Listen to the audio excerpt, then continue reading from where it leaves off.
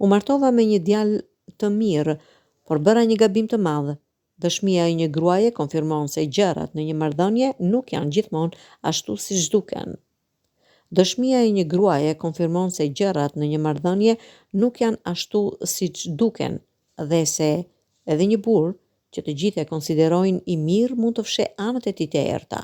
Kjo është arsyeja pse Lecie Jansson, me përvojën e saj personale, që ndan në nxit në fakt të dëgjojmë më mirë instiktet tona. Ja, çfarë shkruan ajo. Sa po kisha dalë nga një marrëdhënie abuzive dhe isha beqare për më shumë se një vit, kur rastësisht takova një djalë të mirë. Ai ishte pak i shëndosh. Filloi të bëhej tullac dhe jo veçanërisht simpatik, por ishte qesharak. Ne përputheshim me besimet tona dhe unë mund ta kuptoja historinë e jetës së tij. Ne dilnim her pas here dhe fillimisht bëheshim miq e më pas partnerë. Doja t'i jepja një shans, pas shumë përvojave të këqija që kam pasur me burra. Një djalë i mirë do të ishte një ndryshim i mirë.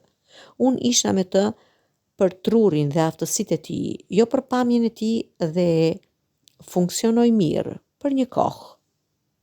U martova me djalin e mirë. Nuk e kisha ndërruar kur martesën, por me që ishte e rëndësishme për të, ne biseduam dhe pas një kohe dhe një sër debatesh prej tij që dukeshin të arsyeshme vendosëm të martoheshim. Mendova se një djalë i mirë nuk do të më tradhtonte, se ai do të më vlerësonte, se do të më trajtonte mirë dhe se do të më mbështeste punën time, ashtu siç e mbështes unë të tijën.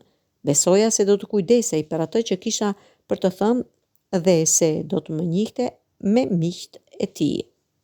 Isha e lumtur, unë ndjeva e vlerësuar dhe e dëshiruar, derisa u martova. Mamaja ime gjithmonë thoshte se gjërat ndryshojnë në mënyrë të pashmangshme pas martesës, por kur nuk e imagjinoja se do të shkonin kaq larg. Menjëherë pas dasmës son, ai pati zemërimin e tij të parë, por asgjë nuk më kishte përgatitur për atë që do të vinte. Burri im punonte si konsulent në një zyrë. Unë punoja në departamentin e IT-s në të njëjtën kompani. Një ditë kompania duhet të prezantonte diçka një klienti, por projektori i u prish dhe unë mora përsipër të ndihmoja. Ndërsa po lidhja telat dhe po përpiqesha ta vija në punë, shefi i burrit tim erdhi dhe tha: "Si është të kesh një grua më të zgjuar se ti?" Dhe kjo ishte rënja e djalit të mirë.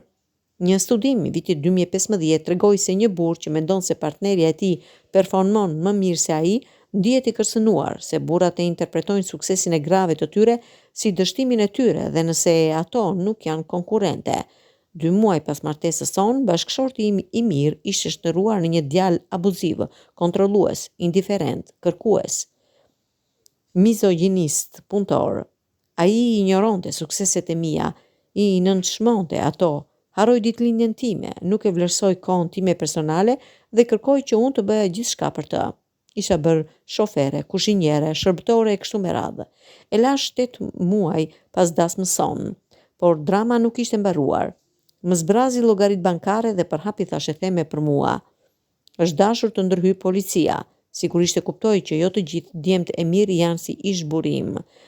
Sikur kur u martuam, një çelës u kthye brenda tij dhe ai u bë një person tjetër. Mos u shtirni.